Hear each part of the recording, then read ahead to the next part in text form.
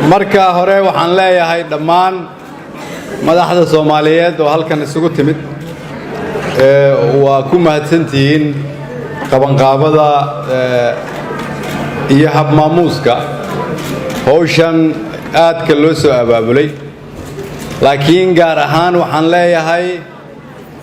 gabdhaha iyo hooyooyinka Soomaaliyeed meel walba ay joogaan oo ay ugu horeyso marwada madaxweynaha Jamhuuriyadda Federaalka Soomaaliya waxaan idin leeyahay waan idinku hambaleynayaa maalintan farxadda leh ee 8 Maarso waad mudantiin in la idin hambaliyeeyo sababtoo ah Soomaali baad u hambaliyeenayseen laga soo bilaabo markii la bilaabay gobonnimadoonka waan idin hambaliyeenaynaa sababtoo ah ma noolaan karno idinka la'aantiin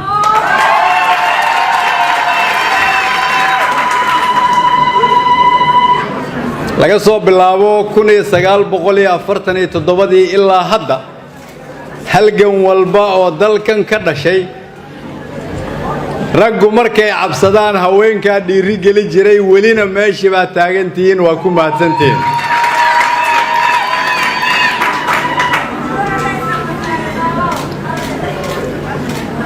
markii raggu dhaqaalahooda la bakhiilaana idinka bixiyo dahabkiina iibiya markay dagaalka ka baqaanna idinka gelin jiray markay colaadda ku nagaadaanna idinka ka qaban jiray markii la isu imaan waayena idinka dadka iyo dalka isu keeni jiray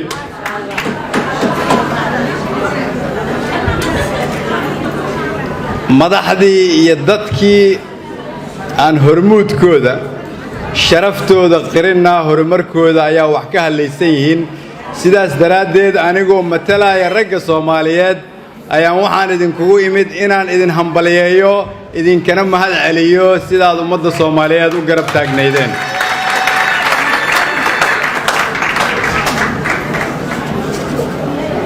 halkan waxaan ka qiraynaa maanta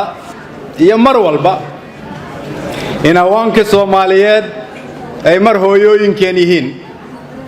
waxaan halkan ka qiraynaa inay yihiin barbaarisadii na soo barbaarisay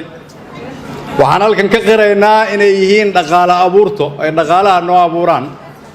waxaan halkan ka qiraynaa inay iyagu yihiin kuwa colaadda damiya marka dabka colaaddu kaco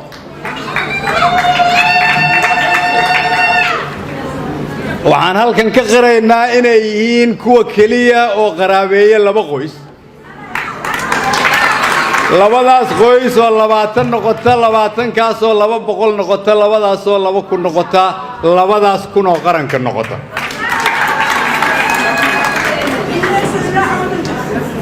waxaan aaminsanahay markaad halkan ka maqasheen gabdhihii halkan ka hadlayay inaysan hooyooyin kale oo kaliya ahayn ay hogaamiyeyaal yihiin ayna tahay in la siiyo doorkooda waxaan aaminsanahay naxariista dadka Soomaaliyeed ee dalku uu leeyahay inay ku fadhiyaan qalbiyada haweenka Soomaaliyeed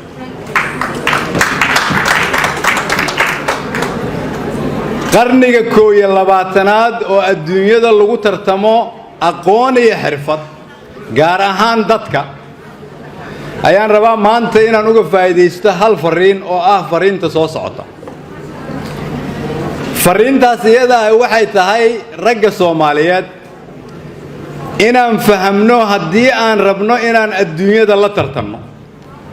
adduunyadana waxa lagu tartamo ay dad yihiin dadka tiradiisa iyo tayadiisuna ay muhiim tahay haddii dawladaha dariska iyo dawladaha horumaray ay nagula tartamayaan wiil iyo gabal walba oo iyagu wax bareen annaguna aan rabno kaliya inaan ku tartanno 50% bulshadeena ah sidee baan dunida isaga celinaynaa macnaheedu waxay tahay lama rabo inaan niraado gabdhahan xuquuq siinaynaa kaliya lama noolaan karo lana tartami karo adduunyada haddii aan la siin gabdhaha Soomaaliyeed xuquuq kaliya ma ahan xuquuqdooda oo dhammaystiran oo ah inta ay dalka ku leeyihiin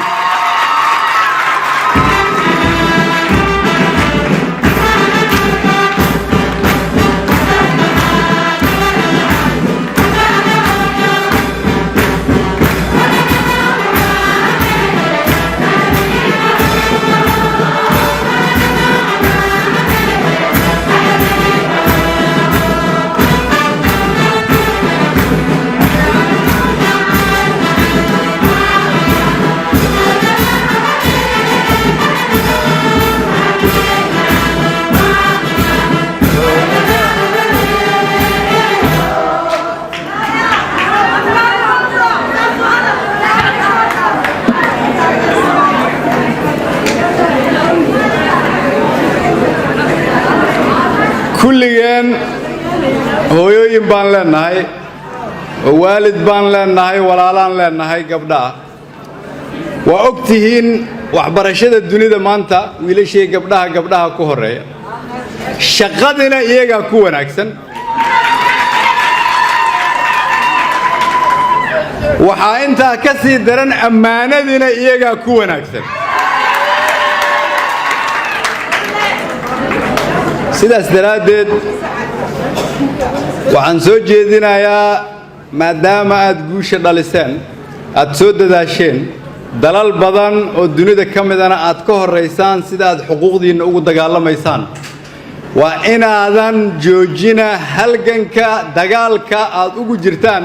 inaad xuquuqdiina heshaan aniga iyo madaxweynuhuna waa idin garab taaganaha boqolkiiba boqol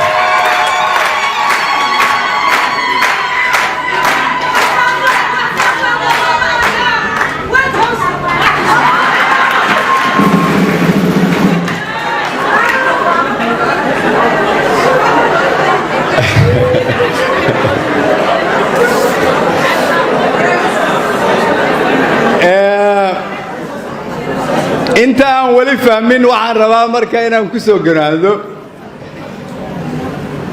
haweenka Soomaaliyeed waa hilinka horumarkeena waa halbowlaha nolosheena haweenka Soomaaliyeed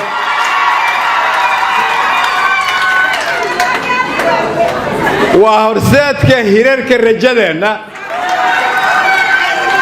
idinkana waxaan idin leeyahay ha joojina halganka ha joojina hiigsiga ha joojina horumarka hambaliyo